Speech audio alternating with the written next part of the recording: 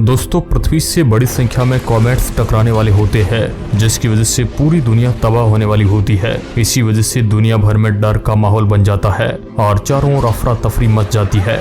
इन सब के बीच फंसे जॉन और उसकी फैमिली के सर्वाइवल को इस मूवी में डायरेक्टर रिक रोमनबर्ग के द्वारा बेहद इंटरेस्टिंग तरीके से दिखाया गया है। ये मूवी नेचुरल डिजास्टर के कॉन्सेप्ट पर बेस्ड है, जिसे 87% गूगल यूजर द्वारा पसंद किया गया है और रेटिंग एजेंसियों ने भी इस मूवी को अच्छी रेटिंग दी है। ये कहानी है action thriller American Hollywood movie Greenland की। नमस्कार दोस्तों, मैं हूं आपका दोस्त सुरेश सांचोरी। तो चलिए शुरू करते हैं। दोस्तों, मूवी के स्टार्टिंग में सबसे पहले एक बिल्डिंग के टॉप पर जॉन गैरिटी को दिखाया जाता है, जहां पर बिल्डिंग कंस्ट्रक्शन का काम चल रहा होता है। जॉन अटलांटा जॉर्जिया में रहता है। जॉन और उसकी वाइफ एलिसन के बीच किसी कॉन्फ्लिक्ट के कारण रिलेशन कुछ खास अच्छे नहीं है। जो उनका एक बेटा है नेथन, जो कि डायबिटीज का पेशेंट होता है। अगले दिन नेथन का बर्थडे है, इसलिए जॉन जल्दी से अपना काम खत्म करके घर की तरफ निकल देता है। जॉन गाड़ी ड्राइव कर ही रहा था, तभी गाड़ी के रेडियो में एक न्यूज चलती है कि एक बड़ा इंटरस्टेलर कॉमेट पृथ्वी के बेहद करीब से गुजरने वाला है, जिसे क्लार्क नाम दिया गया था। जॉन जब घर पहुंचता है तो एलिसन ट्रेडमिल पर एक्सरसाइज कर रही थी,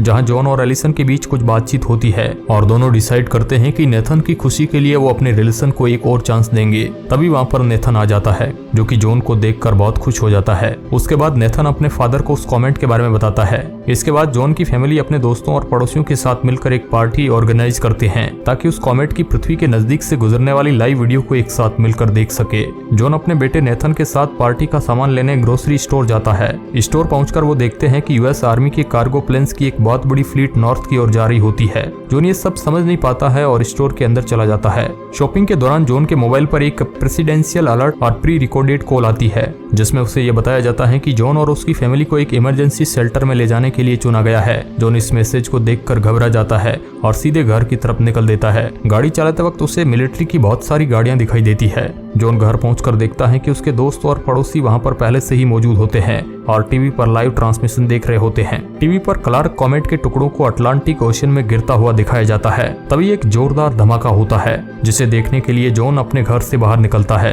कि तभी एक खतरनाक शॉक वेव आती है, जिससे तमाम घरों के शीशे टूट जाते हैं। जॉन दौड़कर वापस घर के अंदर जाता है और न्यूज में देखता है कि कॉमेट के टुकड़े फ्लोरिडा में गिरे हैं। उसी वक्त जॉन के पास फिर से वही प्रेसिडेंशियल कॉल और अलर्ट मैसेज आता है, जिसमें एक सीक्रेट क्यूआर कोड आया होता है और बताया जाता है कि जॉन को उसकी फैमिली के साथ रॉबिन्स एयरफोर्स बेस पर रिपोर्ट करना है, जहां जॉन के साथ उसकी फैमिली के अलावा कोई और नहीं जा सकता है। वहां से जॉन और उसकी फैमिली को सुरक्षित शेल्टर में ले जाया जाएगा। यही मैसेज जॉन की टीवी पर भी दिखाई देने लगता है, जिसे देखकर जॉन और उसके पड़ोसी उससे पूछने लगते हैं कि ये मैसेज सिर्फ जॉन को ही क्यों आया है, उन्हें ये मैसेज क्यों नहीं आया। ये मैसेज जॉन के पास ही क्यों आया, ये मैं आपको आगे इस वीडियो में बताऊंगा। जॉन जल्दी से कुछ जरूरी सामान पैक करता है, जिसमें नेथन की डायबिटीज की दवाइयां भी होती है। वहां से निकलते वक्त जॉन का पड़ोसी उसे इन्फॉर्म करता है कि इस क्लार्क कॉमेट का साइज बहुत बड़ा है, जो कि 2 दिन में पृथ्वी से टकराने वाला है और शायद इसके बाद दुनिया खत्म हो जाए। जॉन के वहां से निकलते ही उसकी दूसरी पड़ोसी डेबरा अपनी बेटी के साथ वहां पर पहुंच जाती है और वह अपनी बेटी को उनके साथ ले जाने के लिए बहुत रिक्वेस्ट करती है,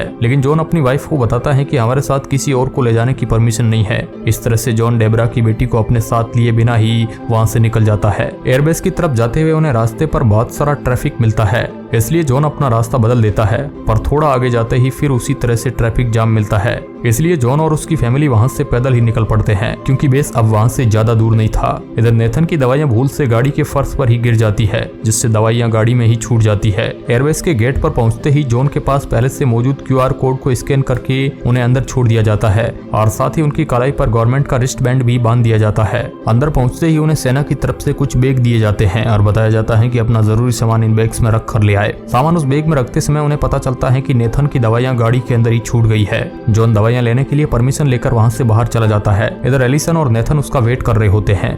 जब फ्लाइट निकलने वाली होती है तब एलिसन सोल्जर्स को थोड़ा वेट करने के लिए बोलती है और उन्हें बताती है कि उसका बेटा डायबिटीज का पेशेंट है और वो उसकी दवाइयां गाड़ी में ही भूल गए हैं, जिसको लेने के लिए उसके हस्बैंड बाहर गए हुए हैं। ये सुनते ही सोल्जर्स एलिसन और नेथन को अपने ऑफिसर के पास ले जाते हैं, जहां एलिसन उस ऑफिसर से रिक्वेस्ट करती है कि उन्हें प्लेन के अंदर भेज दिया जाए, पर ऑफिसर उसे साफ मना कर देती है और बताती है कि इस तरह के किसी भी मेडिकल कंडीशन वाले पेशेंट को प्लेन में यात्रा करने की परमिशन नहीं है और उन्हें इस तरह से बाहर भेज दिया जाता है। उधर जॉन दवाइयां लेकर वापस आता है पर उसे एलिसन और नेथन कहीं पर भी दिखाई नहीं देते हैं। उसको बताया जाता है कि उसकी फैमिली जरूर किसी प्लेन में बैठ गई होगी। जॉन को भी ऐसा ही लगता है। यही सोच के वह जाकर दूसरे प्लेन में बैठ जाता है। उसके हाथ में दवाइयों को देखकर एक व्यक्ति उसे बताता है कि मेडिकल कंडीशन वाले लोगों को साथ नहीं ले जाया जा रहा है। ये सुनने के बाद जॉन जबरदस्ती प्लेन से उतर जाता है। तभी वहाँ पर बहुत सारे लोगों की एक भीड़ आ जाती है जो कि इन प्लेन्स के अंदर बैठकर शेल्टर तक पहुंचना चाहती है। इनको रोकने के लिए वहाँ पर फायरिंग शुरू हो जाती है जिसकी वजह से वहाँ पर मौजूद फ्यूल पंप में आग लग जाती है और प्लेन्स में ब्लास्ट हो जाता है जिससे उनमें मौजूद बहुत सारे लोग मारे जाते हैं। पर जॉन तब तक वहाँ से दूर निकल चुका था इसलिए वह सुरक्षित बच जाता है। जॉन वहाँ से बाहर निकलकर अपनी गाड़ी की तरफ भागता है जो कि डैमेज हो चुकी थी। वहाँ पर उसे एलिसन का छोड़ा हुआ एक नोट मिलता है जिसमें लिखा होता है कि वह एलिसन के फादर के घर लेक्सिंगटन केंटकी में उनसे मिले।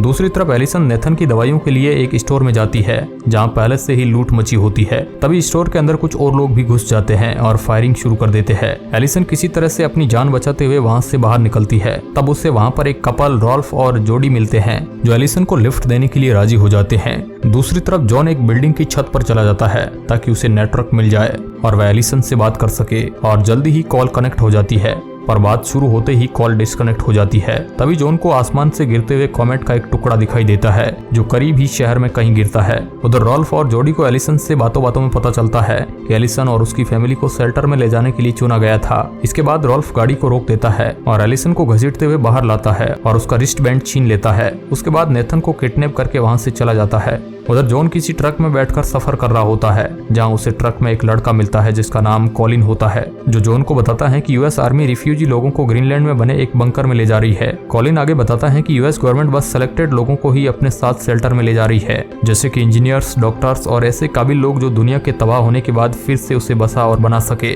जॉन भी उनमें से एक होता है क्योंकि जॉन भी एक स्कॉटिश स्ट्रक्चरल इंजीनियर होता है इसलिए वह प्रेसिडेंशियल मैसेज सिर्फ जॉन के पास आया था, उसके पड़ोसियों के पास नहीं। तभी वहाँ पर बैठे दूसरे व्यक्ति की नजर जॉन के रिस्ट बैंड पर पड़ती है और वह जॉन से कहता है कि गवर्नमेंट को सिर्फ अमेरिकन लोगों को शेल्टर में ले जाने के लिए चुनना चाहिए था, तुम्हें नहीं। इसके बाद वो लोग जॉन से उसका रिस्ट बैंड छीनने की कोशिश करते हैं और ये लोग लड़ते हुए ट्रक से बाहर गिर जाते हैं। वहाँ पर एक व्यक्ति जॉन के हाथों मारा भी जाता है पर उस लड़ाई में कॉलिन भी मारा जाता है। लेकिन कॉलिन मरने से पहले जॉन को बता देता है कि रिफ्यूजी लोगों को कनाडा की तरफ ले जा रहे हैं क्योंकि वो बंकर्स वहीं पर है। बॉर्डर के पास एक जगह है जहाँ से प्राइवेट प्लेन्स लोगों को उन बंकर्स तक ले जा रहे हैं। दूसरी तरफ रॉल्फ और जोडी नेथन को लेकर एक कैंप के पास पहुंच जाते हैं और एलिसन का रिस्ट बैंड यूज करके कैंप के अंदर जाने की कोशिश करते हैं और ये बताते हैं कि नेथन उनका बेटा है इसलिए उन्हें अंदर जाने दिया जाए। पर एन वक्त पर नेथन सोल्जर्स को ये बता देता है कि ये लोग मेरे पेरेंट नहीं है और इन्होंने मुझे किडनैप किया है, जिसके बाद उन दोनों को अरेस्ट कर लिया जाता है। दूसरी तरफ एलिसन नेथन को ढूंढते हुए इस कैंप तक पहुंच जाती है जहां पर एक एक ऑफिसर नेथन को ढूंढने में उसकी मदद करता है। बहुत ढूंढने के बाद फाइनली नेथन उससे मिल जाता है। इसके बाद दिखाया जाता है कि जॉन एक घर के अंदर जाता है जहाँ पर वह कुछ खाने पीने की चीजों की तलाश करता है और टीवी ऑन कर देता है जिसमें हर चैनल पर उसी कॉवेट की बात चल रही होती है जो कि कुछ ही घंटों में पृथ्वी से टकराने वाला होता है। इसे देखने के बाद जॉन एक गाड़ी लेकर एलिसन के फादर के घर पहुंच जाता है लेकिन एलिसन और नेथन अभी तक वहां पर नहीं पहुंचे होते हैं। दूसरी तरफ दिखाया जाता है कि एलिसन एक बस में से उतरती है और अपने फादर को कॉल करके वहां बुलाती है। तब जॉन और एलिसन के फादर वहां पर जाते हैं। इस तरह से ये लोग एक बार फिर से एक साथ हो जाते हैं। उसके बाद वो लोग घर जाते हैं और टीवी ऑन करते हैं जिसमें दिखाया जाता है कि दुनिया की तबाही बेहद करीब आ चुकी है। जॉन तभी कुछ सोचते हुए उन लोगों से कहता है कि हम अभी भी उन शेल्टर्स तक पहुंच सकते हैं, पर एलिसन के फादर अपना घर छोड़कर जाने से मना कर देते हैं। उसके बाद ये लोग एलिसन के फादर की गाड़ी लेकर शेल्टर्स की तरफ निकल लेते हैं लेकिन कुछ समय के बाद ही ये लोग फिर से ट्रैफिक में फंस जाते हैं। तभी वहाँ पर कॉमेट्स के टुकड़े गिरने लगते हैं जिसे देखकर जॉन अपनी गाड़ी को दूसरे ट्रैक पर लाता है और बाकी गाड़ियों के साथ जंगल की तरफ निकल पड़ता है। जंगल में पहुंचकर वो लोग एक पुल के नीचे चले जाते हैं। तभी एक कार के ऊपर कॉमेट का टुकड़ा गिरता है और कार में आग लग जाती है। जॉन जल्दी से उस कार में बैठे व्यक्ति को बचाने के लिए भागता है। उस व्यक्ति को बचाते हुए जॉन का एक हाथ भी जल जाता है। कुछ ही समय बाद वहाँ पर टुकड़े गिरना बंद हो जाते हैं लेकिन तब तक चारों तरफ काफी नुकसान हो चुका होता है। पर जॉन फिर भी अपनी फैमिली को लेकर उन बंकर्स की तरफ निकल पड़ता है। आखिर जॉन उस एयरपोर्ट पर पहुंच जाता है जहाँ से लोगों को बंकर्स में ले जा रहे होते हैं। एयरपोर्ट से आखिरी प्लेन उड़ने वाला ही था कि जॉन अपनी गाड़ी को रनवे पर ले जाकर उस प्लेन की तरफ तेजी से भागने लगता है। पायलट गाड़ी गाड़ी को तेजी से प्लेन की तरफ आता हुआ देख प्लेन को रोक देता है और बाहर आकर जॉन के साथ बहस करने लगता है। पायलट बताता है कि प्लेन पूरी तरह से भरा हुआ है और वह जॉन और उसकी फैमिली को अपने साथ नहीं ले जा सकता है, लेकिन जॉन के रिक्वेस्ट करने पर वह नेथन और एलिसन को अपने साथ ले जाने के लिए तैयार हो जाता है। पर जाने से पहले पायलट का मूड चेंज हो जाता है